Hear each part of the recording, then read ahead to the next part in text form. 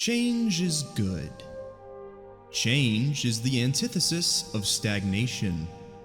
If things always stayed the same, things would be boring. Insert more cliche spieling about change. The point is, when Ratchet and Clank moved on from the PS2 to the PS3, it underwent big changes that somehow felt like both an evolution and de-evolution of what came beforehand. Insomniac wanted a sort of soft reboot after the sharp turn into less platforming and more gunplay the series had taken, and also wanted to tell a grander but lighter story after the darker Ratchet deadlocked. Maybe something more in line with a Pixar movie? And with the arrival of the PlayStation 3, Insomniac was able to push the boundaries of what Ratchet and Clank could be farther than ever before, resulting in the Ratchet and Clank Future saga starting with Tools of Destruction. Which, while on the topic of the Future Saga, I always forget Into the Nexus was even a thing. I just think of the Future Saga as this trilogy. Anyway, while I have to admire the ambition behind Tools, from a writing perspective, it flounders like a floppy fish in more ways than one. But before I get into what those flaws are, I have to thank you all for your support on my video Crying for Help. Leave a comment if you'd like to be featured in my next video, and my biggest thanks of all go to my patrons Stin, Dotman, Jesse, Brian, Angel, The Foe 3, and my newest patron, Vixavis. Tools of Destruction begins with yet another fantastic home screen. All hail the kings of home screens! Ratchet and Clank are working on a zoomer, but while doing so, receive a distress call from Markiplier. When they go to rescue him, however, they're intercepted by a bunch of bullshit, and ultimately the game's big baddie, Emperor Percival Tachyon. Your name's Percival? Just like that, the main villain is immediately undermined. Nefarious was a goofball, but even he was able to be taken seriously and felt like a legitimate threat because he got shit done, and the universe treats him like a massive problem because of that. But Tachyon comes in sounding like me playing Modern Warfare 2 back in 2010, is the size of a walnut, and immediately gets outsmarted and chop-blocked by Ratchet while this triumphant horn plays. What is this? What is happening? I'll get into more of what an absolute cuck Tachyon is later, but the main thing to note here is that the reason this chump even is here in the first place is because he's come looking specifically for Ratchet, revealing that Ratchet is the last Lombax in the universe. Yes. The last Lombax in the universe. Since Tachyon's whole motivation is to wipe the Lombaxes from existence, you could argue maybe he killed Angelo already. But then there's this scene. So you're a Lombax who's never seen another Lombax, doesn't know where they are or what their secret is. Yeah, okay, let's just blatantly ignore that ever happened, I guess. Great storytelling. The whole goal of the Future Trilogy story is to unearth Ratchet and Clank's epic origins, and while on paper it sounds super grandiose, for me it actually undermines the incredibly unlikely circumstances of how they came to meet each other, making it all feel so much smaller scale because it was really pretty much destiny after all. I mean, what are the odds that the last Lombax, the Lombaxes being a race who are revealed to be like the smartest and most heroic guys in the universe, just so happens to become best friends with this robot who is supposed to be like the preserver of the very fabric of time and space? Just seems a lot more happenstance than a random defect hunk of bolts meeting some smarmy douchebag mechanic. After dunking on Tachyon, the boys escape the planet with his ship and head towards a random location before being put into cryosleep, which ends with a great literal punchline. It is fortunate cryosleep does not work on robots. While in his blunt force-induced coma, Clank dreams of these mysterious creatures, the Zoni, before the duo wake up crash-landed on a distant planet in the Polaris Galaxy. I've said as much as I need to say for now on the writing, so let's celebrate the good Tools of Destruction does. I did mention earlier that Insomniac wanted to go back to the basics a bit with Ratchet and Clank from a gameplay perspective, and that is very much apparent with this first Polaris planet. There's a lot more platforming to be had, especially with the factory towards the end of the level, where you use this cool gadget, the Gelinator, to propel yourself up walls and across gel falls. It's a bit reminiscent of the factory from Nivalis. It gives me similar vibes. It's a shame there's no plumber this time, but you'll see him eventually. Another great gadget I enjoyed was the gyro cycle, which you only get to zip around on a couple times, but I love it every time you do. Look, anything that reminds me of the Atmosphere always gets an A+ in my book. Most Ratchet and Clank games also have some sort of door unlocking gadget, and this time it's the Decryptor, which uses 6-axis controls, if you want to, which I do not. Ever. But I really love the Decryptor. You have to link circuits together using this ball, and some of the puzzles really put your reaction skills and planning to the test. It's great fun. And it's also so fun to see Insomniac building fleshed out worlds again, as they were beginning to lose their luster in Ratchet 3. Granted, I don't think you meet any civilians really to these planets like you would in Ratchets 1 and 2, besides the Smuggler, who is this guy you just see multiple times throughout the galaxy, but you gotta take the wins where you can, I guess. One of my favorite levels is the Apogee Space Station, where you use these teleporters to leap from one small little asteroid to another, killing Leviathans. Before venturing closer to the heart of the station, traversing lasers, hopping from platform to platform, it's wonderful. Then you've got other favorites of mine like Planet Ardalis, which is home to the robotic space pirates, which is another great looking setting that puts your platforming into the test a good bit. Oh, and yeah, I did say space pirates. You know, the same series that mocked the concept back in Up Your Arsenal, which was the goofiest entry in the series at that point? Oh, please tell me this is a typo. That's robotic pirate ghosts. Yep, they're here now too. I don't mind them, but you did just make fun of the concept like 2 years before this, and here we are. I mean, I've worked on some real junk, but this one takes the cake. Pirate, ghost, robots. I mean, what do they think, we're idiots? I mean, at least they're not ghosts. Yet. Sargasso is easily one of the coolest worlds in the whole franchise. In Ratchets 2 and 3, you had worlds where you would hunt monsters for crystals which you could exchange for bolts. And while Tools incorporates that as well on Kabalia and at the Apogee Space Station with the Leviathans, the best iteration not just in Tools but the series to this point is with dinosaurs on Sargasso. You can even use Clank's robo-wings you get at one point to fly all around the planet. It's amazing. My only complaint about this world is that I wish there were more dinosaurs to hunt, but for a monster hunting location, this is definitely the best this series has to offer to this point. Even the weapons, I didn't remember liking all that much, but goddamn, there are some great ones. Like the plasma launcher, which locks onto several targets at once and hurls bombs at them. The buzz blades, which rip enemies to shreds at 1,000,000 miles per hour. The alpha disruptor, which is by leaps and bounds the best weapon in the game and is somehow fucking free. You just find it lying around in a factory on Sargasso. Another reason why Sargasso is goated with the sauce. Hold down the fire button to charge,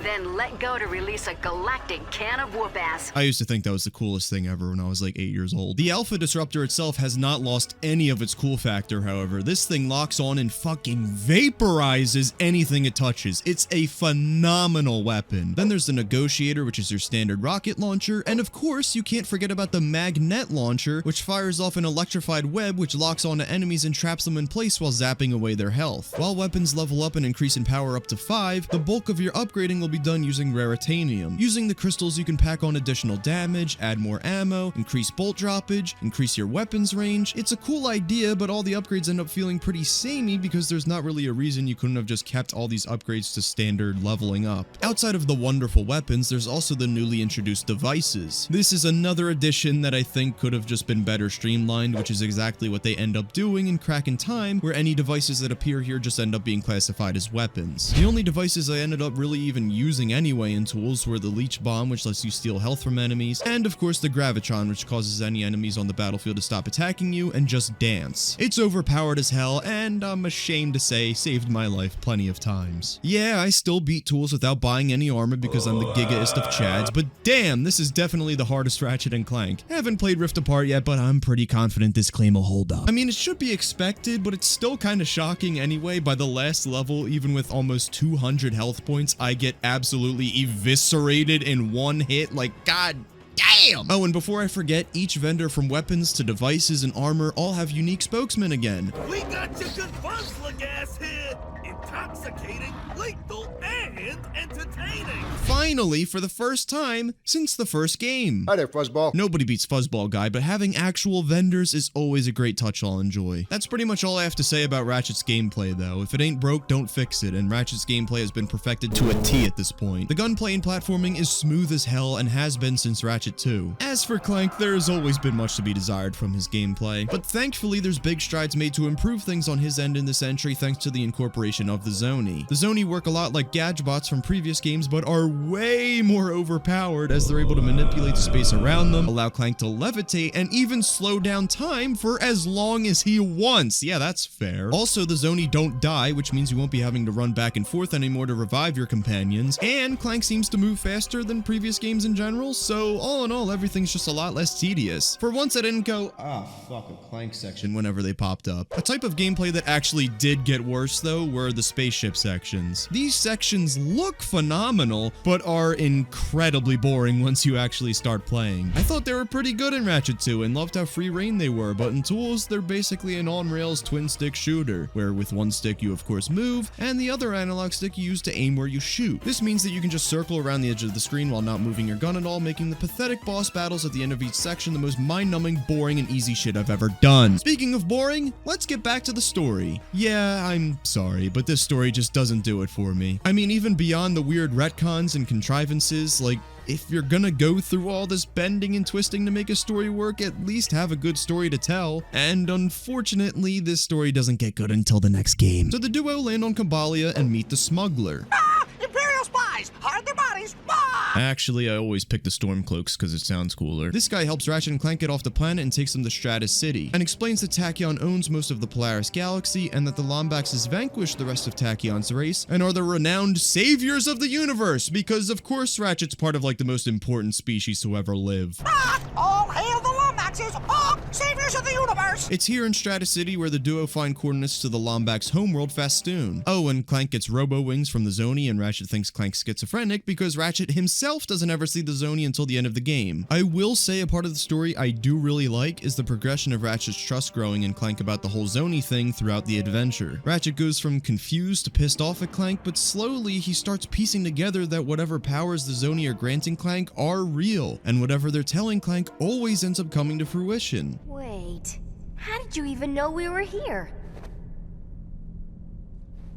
By the end of Tools, even though Ratchet has to believe in what he can't see, he ends up fully believing whatever Clank says, which was really great and cathartic to see, especially for Clank, because of how dismissive Ratchet was towards him. Ratchet, I believe Tachyon is heading to Fastoon.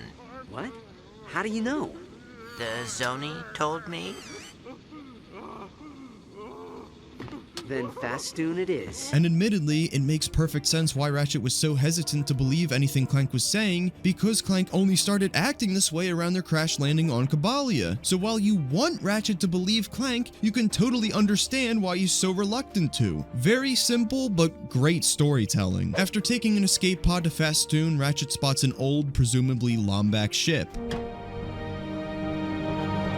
Have to fix her. And now the story feels weird again. This is another one of those moments where it really hit me that they're desperately trying to hammer home, you're playing a Pixar movie. It's all this melancholy music and there's just a disconnect for me. Personally, I don't feel like I've been given enough reason to care yet to warrant this scene being given this dramatic treatment, you know? I mean, we just learned about this whole Lombax lost race thing like an hour ago, and now I'm supposed to feel really sad about this? Like, I get the idea, but in execution, it doesn't click. It's not time yet. Even the game's approach to comedy is completely different. The older games played a lot of the comedy in a very dry way. Of course, there were exceptions to the rule, like certain pre-rendered cutscenes or pretty much anything Captain Quark or Nefarious related, but most of it was played very straight. Hey, nice digs. Yeah, it's a little remnant from my previous life. You were reincarnated? Here it's so obvious when they're trying to be funny, which just makes things a lot less funny. Fare thee well. Captain? Captain? No! Why? Why? Cliche, why? Death scene. That is hilarious. Captain Quark still cracks me up though, I don't give a fuck. Take me with you. I can't do this undercover thing anymore. I'm not a superhero. I'm just a hero. How am I supposed to survive without some kind of endorsement deal, huh? Whoa, okay, take it easy, big guy. Maybe you can be a superhero. You just need to stop being so self-absorbed and whiny. You're right. This is not the time for vanity. It's the time to show the universe how amazingly awesome I am. I'm sorry, Ratchet. I hope you never have to endure the pressure of saving an entire galaxy. Along their adventure throughout the galaxy, the duo hear of some supposed Lombax secret, which they eventually learn is this device called the Dimensionator, which was created by the Lombaxes to banish the Kragmites to another dimension. And with the help of Kronk, Zephyr, and Talwyn, the group attempt to track it down. The reason why Talwyn and them are even attempting to help in the first place is because her father owned this space station that I mentioned earlier, and a group of space pirates raided the station and took this pyramid-shaped artifact, which is believed to help locate the Dimensionator. The space pirates honestly hold so much more precedence in the story than even Tachyon does, even though Tachyon's the supposed main villain. He only shows up a few times and is a complete joke anytime he does. Eventually, you beat said pirates for the Dimensionator, but the bumbling oaf Captain Quark somehow allowed Tachyon to get his hands on it, which let Tachyon bring back the Cragmites that the Lombaxes had banished. Finally, the time has come for the Cragmites to rise again! To rise again! Oh, right. I'm supposed to laugh at that incredibly predictable joke now. In the end, you confront Tachyon back on the Lombax homeworld, and the battle is tough as hell. It's probably the hardest final boss the main series has to offer. As a result of the battle, the Dimensionator breaks, but Clank has just the right thing to fix it. I believe it is missing a 3 3/4 centicubit hexagonal washer. Which they got from the plumber on Sargasso. Say, do you happen to need a 3 3/4 cubit hexagonal washer? I don't know why this is the direction they went with this, but okay. After the Dimensionator transports Ratchet and Clank back to the Apogee space station, the Zoni finally revealed themselves to everybody and kidnapped Clank. Bring the bottle back. And that's it. The game actually ends with a cliffhanger as Clank is taken away with no idea as to where, as tone-deaf, triumphant, happy music blasts in the background, followed up by upbeat disco music in the credits. What the fuck is this game? There is actually, well, it's not a DLC, but it's this weird small sequel before the actual sequel Crack in Time, known as Quest for Booty. Our protagonist ends up on these pirate-inhabited islands repairing radio tower. Oh, sorry, that's the beginning of my Far Cry 3 script. Ah, here we go. Ratchet ends up on these pirate-inhabited islands repairing radio tower. Huh. How about that? It's okay, I guess. It's basically the story of Ratchet trying to contact the Zoni to figure out where they've taken Clank. There's some nice platforming, puzzles, and the environments are cool, but there's nothing about this that I'd say warrants you going out of your way to check it out. To skip over a long and effectively pointless game, it ends with Ratchet seeing that Dr. Nefarious has returned and seems to be working with the Zoni on Clank. Don't get me wrong, Tools of Destruction is still really good. I think it's absolutely worth checking out, but it is a frustrating entry, especially for fans of the series since the beginning. This is only the second time I've played through it from beginning to end, and growing up I had fond memories of it and wondered why nobody really talked about it and only raved about a Crack in Time. But now, after playing through it all again, I'm like, oh, right, that's why we don't talk about it. It's an awkward transition phase for the series. It's got great gameplay. I mean, how couldn't it? Ratchet and Clank is some of the most addictive shit you could ever play. But the story and the presentation is so hit or miss at times. For the most part, the game is still charming and gets some chuckles out of me. Which means you used your powers as a world-class suck-up to save your own hide. Little column A, little column B. But there's also those moments I've already addressed where the new writing style really sticks out like a sore thumb. When Ratchet and Clank began, it was the story of some no-name mechanic seeking adventure and some defective robot who came together at just the right place at just the right time. As the series continued, the stakes had gotten bigger, the scale larger, and the increased production value in a way symbolically reflects that. It's annoying, I guess, but the real bone to pick is this flat-out denial at times of established lore to awkwardly try and twist this story into something I find ultimately more cliche. It's not bad, I want to make that clear. It's just a little forced how they went about it. You're a Lombax who's never seen another Lombax. We've gone from two misfit, undesirable heroes to two chosen ones who were destined to save the universe, apparently. And even though everything around them has swelled into something much bigger, these changes make Ratchet and Clank, to me, feel smaller and phony in a way, because now it kind of feels like they didn't earn their spots as heroes in the universe. This is just where they were always going to end up. But time itself is not free from jeopardy. There are those who seek to control it, corrupt it, change it to suit their dark will. And if that ever happens, the universe will need a true hero to stop it. Are you ready?